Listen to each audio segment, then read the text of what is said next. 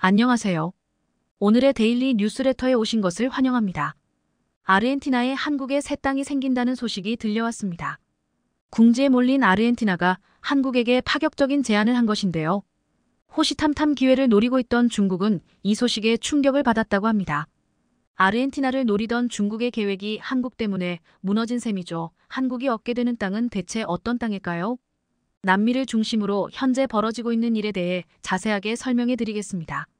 대한민국을 가슴 아프게 만든 사건. IMF는 지금으로부터 20년도 넘은 일이지만 한국인들에게 씻을 수 없는 상처를 남긴 역사적인 일이었죠.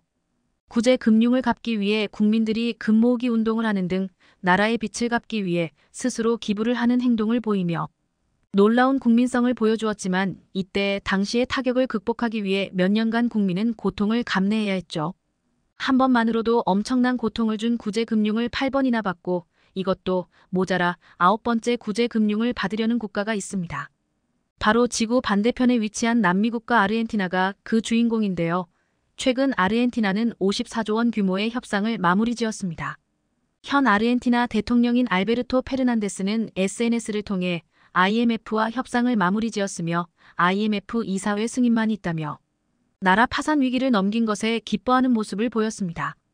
아르헨티나는 이전 정권이었던 2018년 IMF로부터 69조 원에 달하는 엄청난 금융 지원을 받기로 결정했습니다. IMF 역사상 최초로 지원하는 엄청난 금액이었죠. IMF는 최대 규모의 지원을 결정하면서 재정 적자를 줄일 것을 권고 0%에 가까운 재정적 자유를 아르헨티나가 유지하길 원했는데요. 거의 불가능에 가까운 수준을 요구한 것입니다. 페르난데스 대통령은 이런 조건을 받을 수 없다고 말하며 세부 조정안에 대해 오랜 씨름을 거쳤죠. 결과적으로 2022년에 들어서 모든 세부안 합의를 마무리 짓고 빚을 갚기 위한 긴축 정책 시행에 들어간 것입니다. IMF와의 합의를 이끌어낸 정부를 향해 돌아온 것은 차가운 냉소와 뜨거운 반발이었습니다. 학계는 이번 정부가 IMF와 합의한 내용은 불공정 계약이라는 냉소를 보냈으며 일반 국민들은 삶을 위태롭게 만드는 IMF와의 합의는 받아들일 수 없다는 입장이었죠. 이 소식이 등장한 뒤부터 아르헨티나 시내는 IMF 금융 반대파들과 일반 시민들로 점령되었습니다. 이들이 가장 우려한 것은 IMF 구제 금융 도입 이후 찾아올 노동 유연화와 구조조정, 초인플레이션을 걱정했죠. 실제로 IMF가 내세운 조건들은 일반 국민들을 위협하는 조건들입니다. 특히 노동 유연화의 경우 기업들의 해고를 쉽게 만들고 비정규직을 늘려 계약 조건을 완화하는 정책으로 정규직 노조가 활발한 아르헨티나는 이를 받아들이기 어려웠습니다. 특히 초인플레이션 역시 심각한 문제인데요. 중국의 자원 대란 이후 전체적으로 자원 수급에 문제가 발생. 이후 원자재 가격이 급상승하면서 세계 경제는 급격한 물가 상승을 겪어야 했습니다. 코로나 시대의 많은 통화량도 인플레이션 현상을 가속화했습니다. 빠르게 풀린 돈만큼 화폐 가치는 떨어졌고 물가는 기대 이상으로 올라가게 되었습니다. 게다가 우크라이나 사태가 심각하게 돌아가면서 전쟁으로 인한 자원 수급 문제가 큰 문제로 돌변했습니다.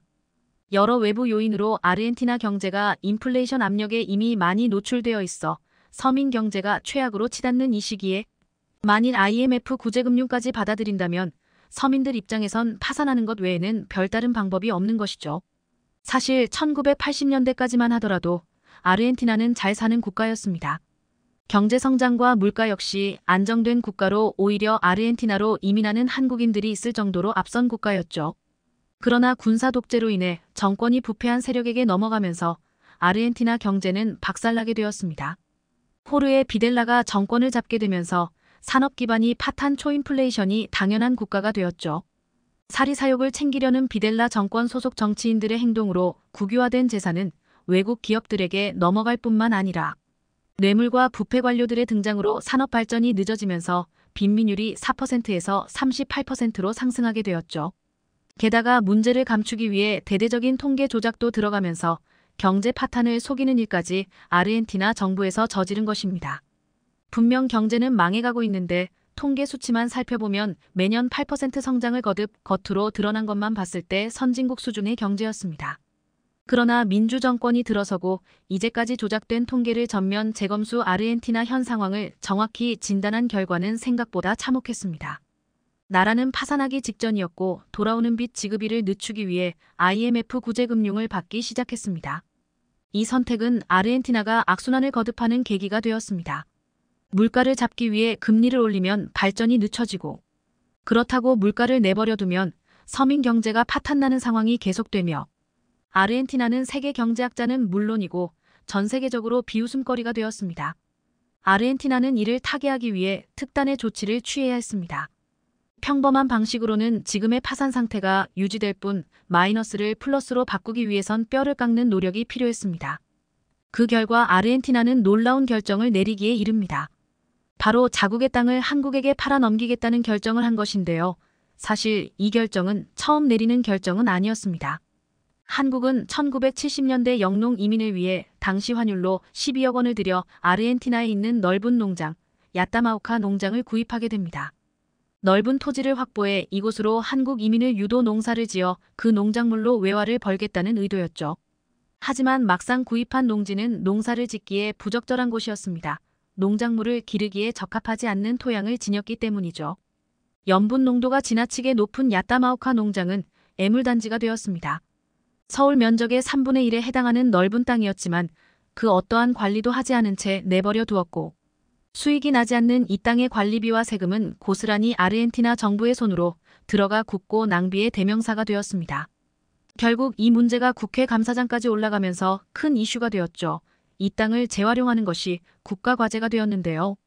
당시 많은 아이디어가 나왔고 이 땅의 토질 개선과 새로운 활용 방법들이 동원되었습니다. 그러나 활용 방안이 없다는 결론이 나왔고 이 토지는 다른 아르헨티나 주민에게 팔아넘기게 되었습니다. 한국은 땅이 있어도 제대로 활용하지 못한 기억을 가지고 있고 다시 한번 제대로 된 땅 투자를 하고자 했죠. 아르헨티나 역시 한국이 야따마우카 농장을 국가 차원에서 구입해 이를 활용했던 것을 잘 알고 있었고, 이 점에 착안해 한국에게 땅을 팔겠다는 제안을 한 것입니다. 돈이 필요한 아르헨티나 입장에서는 빠르게 외화를 벌 수 있기에 좋고, 한국 입장에서는 과거의 실수를 회복할 수 있는 기회이자 자원전쟁으로 치열한 전쟁터가 되고 있는 아르헨티나 땅을 손쉽게 얻을 수 있기 때문이죠. 두 국가 모두 아쉬울 것이 없는 상황입니다. 아르헨티나 정부는 한국 정부가 원하는 비옥한 땅을 중심으로 리스트를 선정, 최적의 조건을 갖춘 농지를 판매하겠다는 결심을 하며 한국을 적극적으로 설득 중입니다. 아르헨티나는 광활하면서도 비옥한 땅을 갖춘 국가인데요. 특히 팜파스 평원은 아무것도 안 해도 먹고 살 수 있을 정도로 비옥한 토지를 자랑합니다. 재정 적자를 막고 흑자 전환을 위해 아르헨티나 정부는 팜파스 평원 일부까지도 판매를 고려하는 것으로 알려졌습니다. 이렇게 된다면 한국은 풍요로운 땅을 손쉽게 손에 넣을 수 있는 것이죠. 한국에게 있어 더할 나위 없는 좋은 기회인 셈입니다. 중국도 아르헨티나 공략에 나서며 아르헨티나 토지를 탐내고 있습니다. 에너지 자원이 필요한 아르헨티나를 유혹하기 위해 중국 광핵 집단 CGN이 자체 개발한 원자로 기술 활용 1호를 수출 아르헨티나가 거절하기 어려운 기술 이전을 약속했죠. 230억 달러 이상의 중국 투자를 받게 되었다고 말하며 중국과의 협력을 약속한 페르난데스 대통령은 아르헨티나 산타크루즈 지역에 건설되는 47억 달러 규모 수력 발전 프로젝트도 중국과 협력하겠다고 밝혀 아르헨티나는 차이나머니에 잠식될 뻔했습니다. 그러나 중국에 대한 혐오는 아르헨티나 역시 예외는 아니었죠. 무분별한 개발을 저지르는 중국에 대한 분노와 중국에게 약한 모습을 보이는 현 정부를 못마땅하게 여긴 아르헨티나인들은 강한 반발을 보였습니다. 게다가 미국 정부 역시 아르헨티나에 간섭하며 중국과 거리두기를 종용했죠. 하루빨리 빚을 갚아야 하는 아르헨티나 입장에서 중국의 도움을 받지 못하게 되자 한국이 최고의 기회로 떠오른 셈이죠. 아르헨티나 대통령은 최근 주한 아르헨티나 대사를 통해 한국의 참여를 유도, 다양한 분야에서 한국 기업이 관심을 보이길 바란다고 말하며 현재 아르헨티나가 추진하고 있는 프로젝트를 설명했다고 하는데요. 특히 에너지 경제에 관심을 보이고 있다는 사실과 함께 한국이 관심 보일 만한 자원을 가진 땅들을 보여주었다고 합니다. 그리고 야따마우카 농장의 사례를 다시 겪지 않도록 정부 차원에서 이를 도와주겠다는 내용까지 나왔습니다.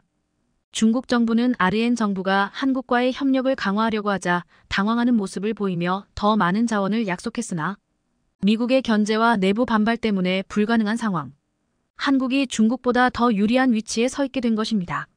한국이 이 기회를 잡아 자원 경쟁에서 유리한 위치에 서 있기를 바라며 앞으로 한국이 더 발전하는 나라로 발돋움하길 기대하겠습니다.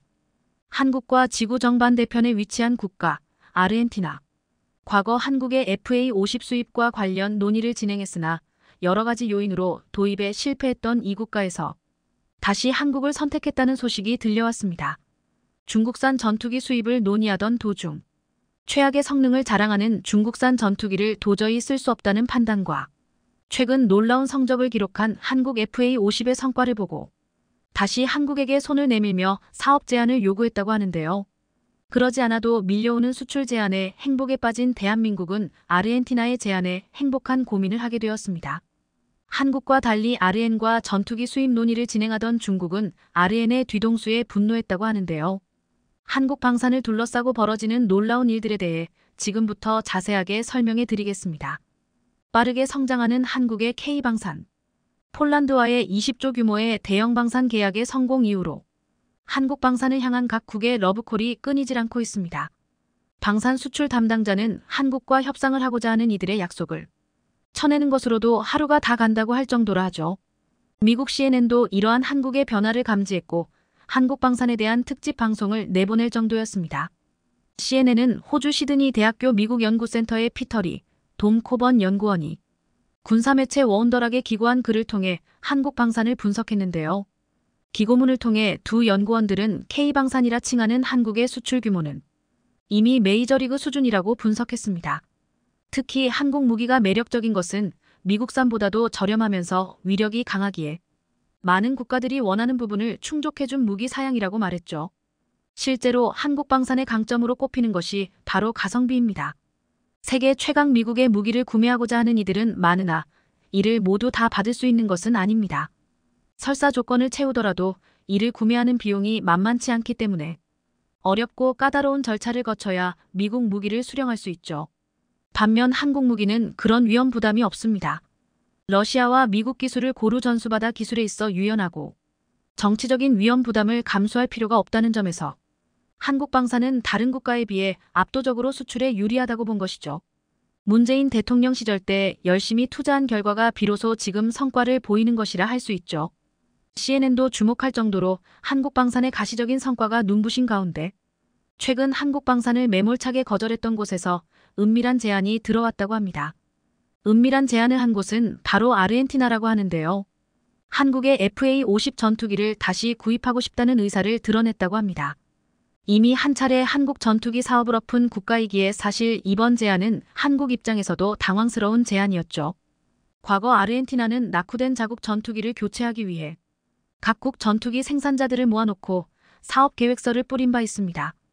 이때 한국도 방산 수출을 위해 아르헨티나 수출에 열을 올리며 공을 들여가며 FA50 수출을 위해 고위 관료들과 접촉했습니다. 가성비 있는 제품을 원하는 아르헨티나의 수요를 한국은 집중 공략했고 마찬가지로 가성비 제품인 한국 FA50을 본 아르헨티나 군 관계자들은 성능에 흡족해했습니다. 그래서 2019년 우선 협상자로 한국을 지정하기도 했죠. 한국함공우주산업 KAI의 FA50 경공격기가 아르헨티나의 차세대 신형 전투기의 주력 기종으로 선정되었다는 소식이 영국의 민간 군사정보 매체 제인스 제인즈의 보도를 통해 나오면서 한국은 그 당시 기쁨의 탄성을 질렀습니다. 2019년 당시만 하더라도 한국 방산 수출에 진척이 없었기에 차기 전투기 사업에 낙점되었다는 소식은 가뭄에 단 비와 같은 소식이었기 때문이었죠. 한국과 마지막까지 경합했던 이탈리아 방산그룹 레오나르도가 아직 결정된 것이 없다는 반응을 보이며 낙점 소식을 부인하기도 했죠.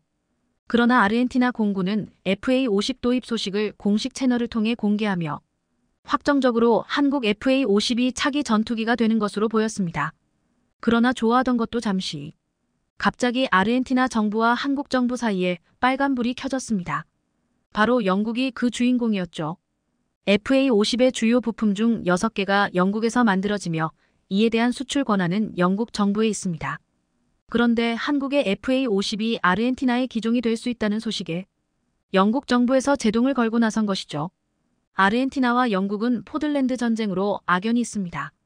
포들랜드 소유권을 둘러싼 전쟁 때문에 영국은 아르헨티나에 대해 악감정을 가지고 있었고 그 악감정을 FA50 사업에 개입한 것입니다. 결국 영국의 어깃장으로 아르헨티나는 FA-50 사업을 접어야 했습니다. 비싼 가격에 미국 전투기를 수입하거나 아니면 그보다 훨씬 저렴한 중국산 기종을 찾아야 했죠. 그래서 최근까지 아르헨티나는 중국 전투기 JF-17을 아르헨 공군의 차기 전투기 기종으로 고려. 이를 도입하기 위한 논의를 하고 있다는 소식을 전해왔죠. 그러나 이 논의를 뒤엎고 아르헨티나 정부에서 원래 찜했던 FA-50을 다시 도입하겠다고 태도를 바꾼 것입니다. 중국과 제대로 논의가 되는 것처럼 보였던 것과 반대되는 태도를 보인 것이죠. 최근 아르헨티나 공군 대표단이 JF-17 전투기 평가를 위해 중국 국영항공기술 수출입 회사 CATIC 시설을 방문했습니다. 시뮬레이터를 이용한 JF-17 썬더 실습과 시험 비행이 진행되었죠. 테스트 결과가 나오고 중국은 매우 자신만만했습니다. 특히 중요했던 물류 지원 패키지와 최적의 자금 조달 조건이 포함된 것으로 알려져 아무런 무리 없이 진행될 것으로 보였죠. JF-17은 중국의 수출 전용 로우급 4세대 전투기로 5억 달러의 개발비를 중국과 파키스탄이 반반씩 부담해 합작 개발한 제품으로 그렇기에 JF-JOINT 파이터라는 칭호를 얻게 되었습니다. 대당 1,500만 달러에서 3,500만 달러 수준으로 F-16 전투기보다 절반 가격으로 매우 싼 전투기로 알려져 있습니다. 한국이 개발한 최신형 연습기인 T-50보다 더 저렴하죠. 현재 시장에서 구할 수 있는 4세대 전투기 중 가장 저가에 속합니다. 현재 심각한 경제 위기를 겪고 있는 아르헨티나 입장에서는 중국제 전투기가 거의 유일한 선택지에 가깝습니다. 전례 없는 인플레이션 현상에 현금 가치가 실시간으로 떨어지고 있는 아르헨티나는 부통령 부패 문제까지 대두되면서 대규모 혼란에 휩싸였습니다. 크리스티나 페르난데스 부통령을 지지하는 시위대와 이를 제압하는 경찰들의 충돌이 일어나면서 전국이 혼란에 휩싸였죠. 특히 아르헨티나 연방검찰이 부통령에게 12년 징역형을 선고한 것이 정치적 압박이라고 주장하며 지지자들은 이를 인정하지 않았습니다. 그러나 많은 국민들은 부패 문제가 심각하다는 것을 알고 있었고 이들 지지자들에 대해 고운 눈초리를 보내진 않았죠. 하지만 극렬 지지자들을 둘러싼 아르헨티나 정치 상황까지 더하며 전투기 도입 사업은 혼란에 빠졌는데요. 그러나 아르헨티나 합참의장인 후안 마르틴 팔레오가 다른 의견을 제시하며 이 사업에 제동을 건 것입니다. 그러나 아르헨티나 합참의장인 후안 마르틴 팔레오가 다른 의견을 제시하며 이 사업에 제동을 건 것입니다. 그는 최근 파키스탄 이슬라마바드를 방문해 전투기와 관련된 논의에 들어갔던 것으로 알려졌습니다. 그는 그 자리에서 JF-17의 성능에 대한 불만을 토로했다고 하는데요. 싼 가격이라고 하지만 국방을 지키는 전투기 구입에 있어 더 나은 전투기가 필요하다고 판단한 것입니다. 그래서 다시 공이 한국으로 넘어오게 된 것이죠.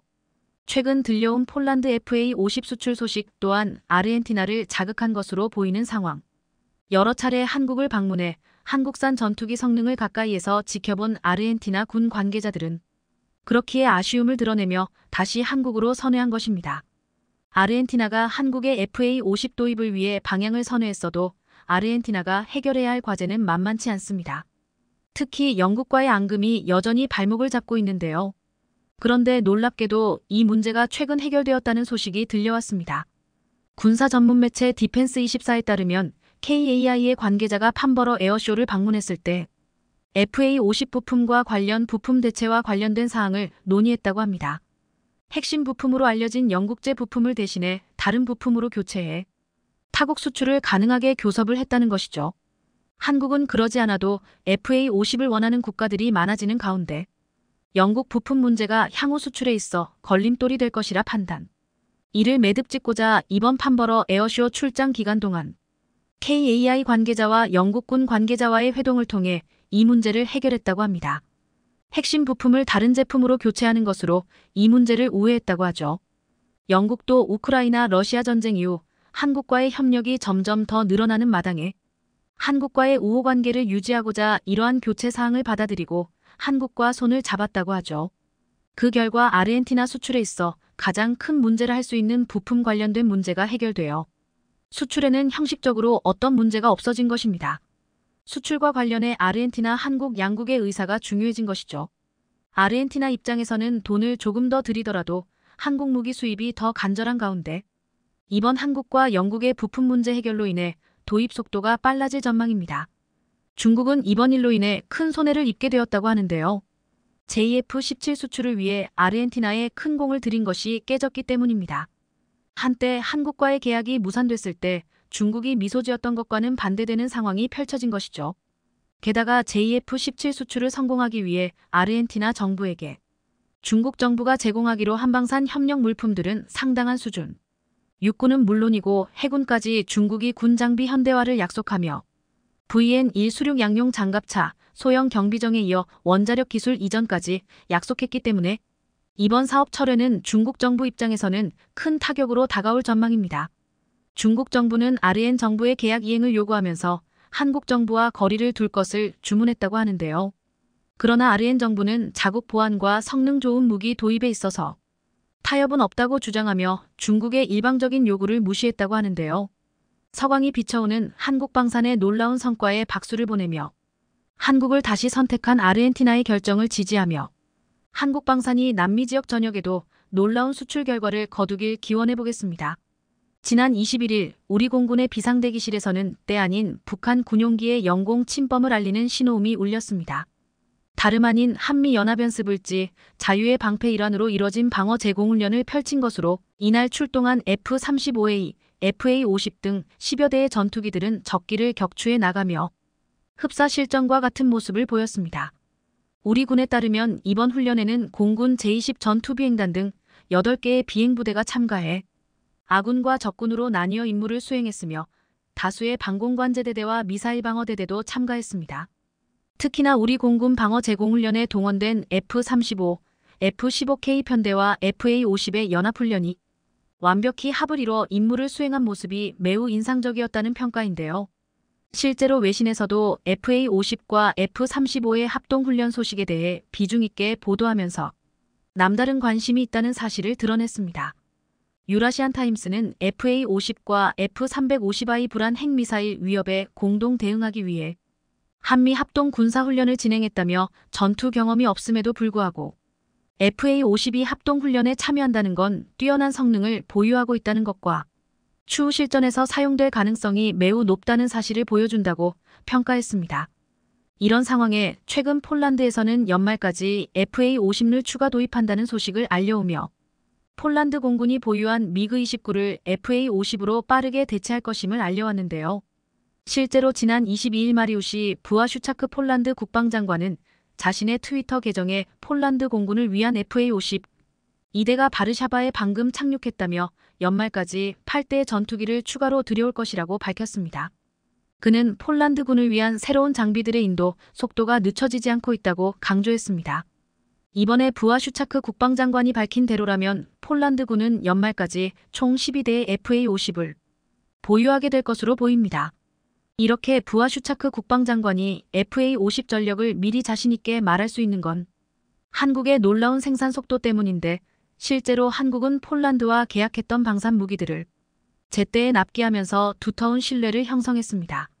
폴란드 입장에서는 벨라루스를 통해 러시아가 압박을 가하고 있는 상황에서 한국의 빠른 생산 속도 덕분에 부족한 전력을 언제 보충하고 투입할 수 있을지 미리 계획할 수 있어 무한한 애정을 보내고 있는데요.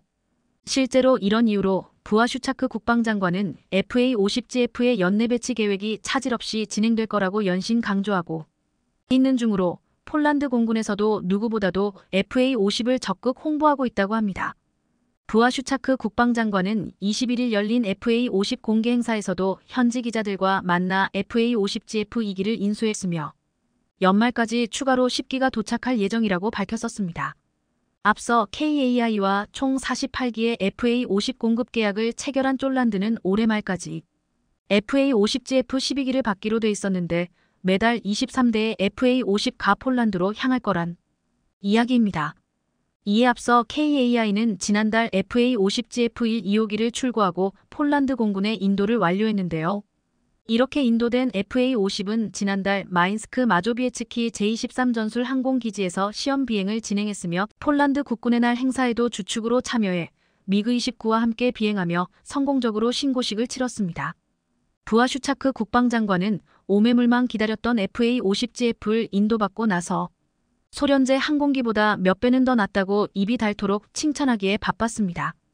그러면서 그는 폴란드 정부는 기록적인 속도로 소련시대 군용기를 FA-50과 같은 서구 장비로 교체하고 있다며 FA-50의 우수성을 우회적으로 자랑했습니다.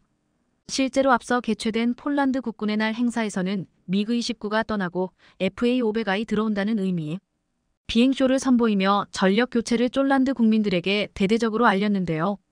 이날 폴란드 공군은 미그-29를 FA-50과 함께 비행하는 모습을 드러내고 난 뒤 미그-29가 먼저 편대를 이탈하면서 FA-50로 교체되는 퍼포먼스를 했습니다. 앞서 한국에서 비행 훈련을 받고 이번 행사에서 FA-50을 직접 조종하게 된 폴란드 야첵 스톨라렉 소령은 이전에 비행한 미그-29보다 FA-50의 기술이 더 뛰어나다고 놀라움을 드러냈습니다. 그는 FA-50의 비행 범위와 성능은 기대를 훨씬 넘어섰다며 FA-50은 인체공학적으로 설계되어 있는 등 조종사들이 임무를 완벽하게 완수할 수 있도록 하는 최적의 기체라고 평가했습니다. 그런데 일각에서는 FA-50GF형의 다른 전투기들에 비해 무장이 약한 것 아니냐는 주장이 나오고 있는데 FA-50GF를 도입한다고 하더라도 폴란드 공군이 전술적으로 이용할 수 있을지 의문이라며 폴란드에 인도된 FA-50GF는 TA-50 전술임문 훈련기 블로가이아이를 토대로 만들어졌는데요. 기총과 공대 공공대지 무장을 기본으로 탑재하며 FA-50에 장착된 통합정밀 직격탄을 비롯한 정밀 유도무기를 운용할 수 있습니다. 레이더 경보 수신기 등을 장착해 적군으로부터 항공기를 보호하는 능력을 높였으며 야간 임무 수행도 가능한 것으로 전해집니다. 그런데 FA-50GF의 경우 폴란드가 우크라이나에게 미그-29를 공유하면서 전력 공백을 빠르게 메우기 위한 목적이 가장 컸기에 상대적으로 무장이 약할 수 있지만 앞으로 폴란드에 공급할 FA-50PL은 블록 20 버전으로 이런 쓸데없는 걱정을 하지 않아도 될 것 같은데요. 실제로 폴란드 공군의 요구를 반영한 FA-50PL은 AESA 레이더인 팬텀 스트라이크를 탑재하며 공중급류 기능과 더불어 정밀 유도무기 등을 운용하는 능력도 갖출 전망입니다. 실제로 KAI는 FA-55PL에 대해 F-16 이상의 성능을 갖출 것이라고 밝혔습니다. 여기에 더해 스나이퍼 타겟팅 포드, 레이저 유도폭탄 등으로 무장이 더욱더 강력해질 예정으로 폴란드에 배치된 FA-50GF 역시 나중에 블록 20으로 개량할 수 있기에 일각의 우려를 완전히 물식시킬 것으로 보입니다. 그것도 그럴 것이 사실 폴란드에서 FA-50 도입을 결정한 건 미그-29의 전력 공백을 메우기 위한 대체품이 아니라 러시아와 벨라루스를 대항하기 위한 핵심 무기로서 역할을 해줄 것으로 봤기 때문인데요. 현재 폴란드의 공군 전력은 48대를 보유한 F-16인데 여기에 더해 FA-50GF를 한국으로부터 도입하면서 이를 함께 운용해 러시아와 벨라루스에 타격을 주는 큰 그림을 그리고 있습니다. 폴란드 노박 사령관은 우크라이나전에서 가장 위협적인 공중 공격은 지상 100m 고도에서 매우 낮게 비행하는 순항 미사일이라며 그런데 FA-50은 순항 미사일 탐지와 격추에 용이한 레이더가 있다고 강조했습니다. 애초부터 폴란드는 FA-50 도입을 결정하면서 실전에 바로 투입할 계획이었으며 폴란드의 이런 기대에 부응해 FA-50은 F-16과 함께 바그너 그룹에 치명적인 타격을 줄 수 있을 것으로 보입니다. 이런 가운데 폴란드는 FA-50 도입 계획을 밝힌 날 미 록히드 마틴과 1,400억 원에 달하는 또 다른 거래를 했는데요. 폴란드 군비청이 록히드 마틴에 주야간 표적 식별 장비 스나이퍼 어드밴스트 타겟팅 포드 ATP를 탑재하기 위해 구매 계약을 체결한 겁니다. 지난 18일 폴란드는 FA-50 전투기에 록히드 마틴의 ANAAQ-33 스나이퍼 ATP 34대를 장착한다고 밝히면서 미국으로부터 스나이퍼 표적 포드를 공급받기로 했다고 밝혔습니다. 스나이퍼 ATP는 록히드 마틴이 제작한 3세대 타겟팅 포드로 전투기에 장착돼 야간 전천 후의 상황에서 지상 목표물을 식별, 자동 추적, 정밀 유도 지시 기능을 수행합니다.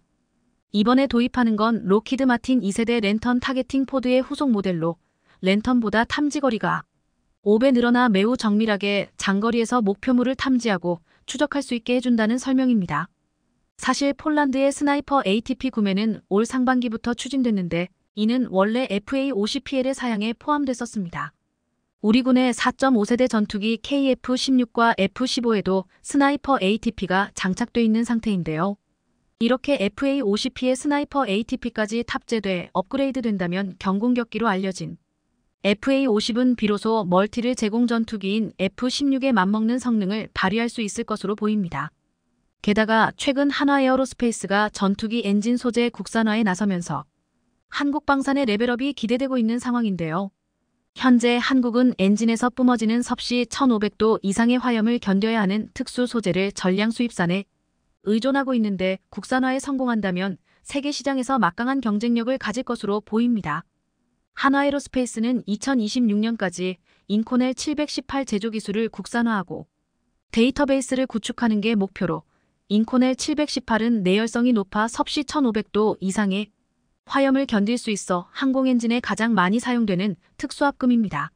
40년간 9,000대 이상의 항공 엔진을 생산해온 한화에어로스페이스가 엔진 소재 국산화에 성공한다면 자주 국방은 물론 방산 수출에서도 엄청난 기회를 가져다 것으로 보입니다. 안 그래도 우리 주요 방산 업체들이 해외에서 거둬들이고 있는 매출이 상당한 수준인데요. 실제로 방산업계에 따르면 올 상반기 국내 방산업체들의 전체 매출 중 3분의 1을 해외 수출을 통해 거둔 것으로 나타났습니다. 특히나 한화에어로스페이스, KAI, LI진엑스원, 현대로템 등 방산 4사의 총 매출은 작년보다 2배 이상 늘며 저력을 보여줬습니다. 이런 성과는 작년에 폴란드와 역대급 수출 계약을 맺은 이후 올해 본격적으로 제품 공급이 이뤄지면서 매출이 급등했다는 설명입니다. 해외 방산 시장에서 우리나라 방산 존재감이 날로 커지고 있는 것으로 보이는데요. 현재 폴란드는 물론 중동, 호주 등 다양한 국가들과 방산 분야에서 여러 계약 논의가 진행되고 있는 만큼 남은 하반기 역시 눈부신 활약을 기대해봐도 좋을 것 같습니다. 날아오는 적대함 미사일 등을 격추할 수 있는 국산 해군 요격 미사일의 세부 영상이 공개되며 화제를 모으고 있습니다. 현재 북한이 수면 위를 낮게 스치듯이 비행할 수 있는 신형 함대함 미사일을 배치하고 있고 중국, 러시아, 일본 등 주변국들이 신형 초음속 대함미사일들을 증강하고 있어 해군 같은 함대공 요격 미사일의 중요성이 커지고 있는 상황입니다. 국방기술 품질원은 최근 국산 함대공 요격 미사일 해궁의 첫 품질 인증 사격 시험 발사 및 요격 성공 영상을 상세히 공개했습니다. 실제 품질 인증 사격은 지난 2021년 12월 이뤄졌지만 기품원은 최근에야 세부 영상을 공개한 것입니다. 품질 인증 사격은 미사일 등이 실전 배치된 뒤 제대로 작동하는지 실제로 미사일을 발사해 확인하는 것입니다. 앞서 기품원은 두 발의 해군 미사일을 시험 발사해 모두 표적에 명중하는 데 성공했는데요. 영상에서 해궁은 해군 신형 호위함 대구함에서 수직으로 발사된 직후 90도로 방향을 틀어 낮게 날아오고 있는 표적에 명중했습니다. 영상을 본 일부 네티즌들은 발사 직후 수직으로 꺾어져 요격하는 모습이 놀랍다는 반응을 보였습니다. 해궁은 적 고기동 대함미사일을 요격하기 위해 측 추력기를 활용한 급속한 방향 전환이 가능합니다. 측 추력기는 천궁이 국산 요격 미사일 등에도 장착돼 있으며 러시아 기술을 활용한 것으로 알려져 있습니다. 수년 전 러시아의 이스칸데르 K 순항 미사일이 발사 직후 90도로 급격한 방향 전환을 한 뒤 비행하는 영상이 공개돼 온라인에서 화제가 됐었습니다. 해궁은 2011년부터 2018년까지 1,617억 원을 투입해 국방과학연구소 ADD과 LI진엑스원 등이 개발했습니다. 음속의 2배에 달하는 속도로 최대 20km 떨어진 적 항공기나 대함 순항 미사일 등을 격추할 수 있는데요. 해궁은 2021년부터 대구함과 마라도함 등에 배치됐으며 신형 호위함, 차기 한국형 구축함 KDDX 등에 2036년까지 7,500억 원의 예산이 투입돼 배치될 예정입니다. 길이 3.08m로 한 발당 가격은 10억가량입니다. 함정에 한국형 수직 발사기 KVLS에 4발씩 탑재됩니다. 해궁은 음속 이하 속도의 아음속 대함미사일은 물론 마하이급의 초음속 대함미사일도 요격할 수 있는 것으로 알려져 있습니다. 해궁이 초음속 대함미사일까지 요격할 수 있는 것은 이중 탐색기 등 정밀한 유도장치 덕분이다. 해궁은 무선 주파수 RF, 연령상 IIR 탐색기가 함께 장착돼 있습니다. RF 탐색기는 미사일 앞부분, IIR 탐색기는 미사일 앞쪽 측면에 부착돼 있습니다. 특히 밀리미터파 레이더 센서 기술을 활용해 적 미사일 탄두부를 근거리에서 정확히 식별, 직접 요격 히트-킬도 가능하게 하는 것으로 알려져 있습니다. 그런데 최근 대함 유도탄 방어 유도탄 해군과 수중 유도무기 중월의 II 범상어의 2차 양산이 본격 시작된다는 소식이 나왔습니다. 방위사업청은 지난 2일 해군 및 범상어 2차 양산을 위한 통합 착수회의를 진행했다고 7일 밝혔습니다. 방사청은 작년 12월 LIG넥스1과 해공 3,508억 원, 범상어 3,198억 원 등 총 6,700여 원 규모의 2차 양산 계약을 각각 체결했으며 오는 2027년까지 사업을 완료한다는 계획입니다. 해공은 함정을 위협하는 대함유도탄과 항공기를 요격하는 함정방어 유도무기로서 미국 레이시온으로부터 도입해 운용 중이던 RAM을 대체하기 위해 2018년 국내 개발을 완료했습니다. 또 범상어는 원거리에서 적 함정을 공격하는 수중 유도무기로서 2019년 국내 개발에 성공한 무기체계입니다. 범상어는 기존 중어뢰보다 속도 탐지 능력 및 사거리 등이 향상됐습니다. 두 무기체계는 작년까지 1차 양산이 진행됐고 품질 인증 사격 시험 및 야전 운용 시험을 거쳐 최초 전력화를 완료했습니다. 해공은 앞으로 2차 양산을 통해 해군 호위함 구축함 등에 순차적으로 탑재되며 함정 생존성과 직결되는 근접 방어 능력을 강화할 것으로 기대가 되고 있습니다. 범상어는 해군 잠수함 장보고 IIIII에 탑재될 예정입니다. 군 당국은 이를 통해 적 잠수함 수상함에 대한 원거리 공격 능력이 향상될 것으로 보고 있습니다. 박민규 방사청 유도무기 사업부장은 국내 기술로 개발한 유도무기를 적기에 생산에 전력화함으로써 우리 해군의 첨단 전력 증강에 기여하고 높은 국산화율을 바탕으로 해외 수출과 연계될 수 있도록 최선을 다하겠다고 밝혔습니다. 해군 전문 매체인 네이벌 뉴스 네이벌 누즈에서도 이 소식에 크게 기사를 내며 주목했습니다. 이렇게 해군과 범상어의 본격 2차 양산이 시작된 가운데 특히 최근 해군의 사격 시험 장면이 이례적으로 공개돼 이목을 끌고 있습니다. 보통 시범 사격 장면은 외부에 공개되지 않는데 이번에 방사청이 공개한 영상에 많은 사람들이 놀랐는데요. 오늘은 최근 공개된 해군의 놀라운 시범 사격 장면을 전달드리며 해공이란 무기에 대해 자세히 소개해드리겠습니다. 지난 2021년 12월에 국방과학연구소 안흥시험장과 인근 해역에서 실시된 해공 품질인증 사격시험 성공 장면이 이번에 방사청을 통해 최초로 영상이 공개되었습니다. 품질인증 사격은 성능이 연구개발 단계를 지나 양산품에서도 동일하게 성능이 나오는지 테스트하는 시험으로 해공 미사일이 대량 양산으로 가는 직전 단계로 볼 수 있습니다. 당시 발사 시험은 해군에 배치된 대구급 차기 호위함에서 실제로 발사가 진행됐으며 1차, 2차 모두 성공했는데요. 적 항공기를 요격하는 미사일 해공이 드디어 위용을 드러내게 된 순간이었습니다. 동시에 국내 개발 유도무기의 신뢰성이 한층 더 높아지며 해군 함정의 기본적인 방어무기로 활용될 수 있는 근거가 마련됐습니다. 실제로 당시 해군의 실사격 모습을 직접 본 방사청, 국방과학연구소 관계자를 비롯해 국내 방산업체들은 국내 독자 기술로 개발한 해군의 우수한 품질을 검증해낸 것입니다. 이 영상에 많은 사람들의 칭찬과 응원의 댓글이 이어졌습니다. 이름도 멋있는 해공. 격추 장면을 보니 신기할 따름입니다. 진짜 시원시원하게 명중시키는 목표물을 향하는 포물선이 너무 아름다움. 30여 년 전 고속정 탔던 수병으로서 감회가 새롭고 해군과 방사청 관계자 여러분 자랑스럽습니다. 해공 개발 관계자들께 박수를 보냅니다. 개발에 힘써주신 모든 분들께 진심으로 감사드립니다. 진정한 애국자들이십니다. 자랑스럽습니다. 해공이도 개발 중이라는데 LSAM 해상형을 비롯해 모두 성공적으로 전력화하기를 바랍니다. 이와 같이 해공은 대함 유도탄과 항공기 공격으로부터 아군 함정을 지키기 위한 방어용 유도무기로 대한민국 해군에서 운용 중인 RIM-116RAMROL LING F레임 미설을 대체하기 위해 개발됐는데요. 과거 우리 해군은 함대공 미사일을 전적으로 미국에 의존하며 레이시온사의 SM-2 스탠다드, RIM-7C 스페로, RIM-116램을 각종 함정에서 운용했었습니다. 그러나 지난 2011년 국방과학연구소를 중심으로 국산 함대공 미사일 개발에 집중하기 시작했고 해공 개발 프로젝트 SAAM을 착수한 지 7년 만에 결국 해공이 탄생하게 됩니다. 해공의 모습이 처음 공개된 것은 2013년이었습니다.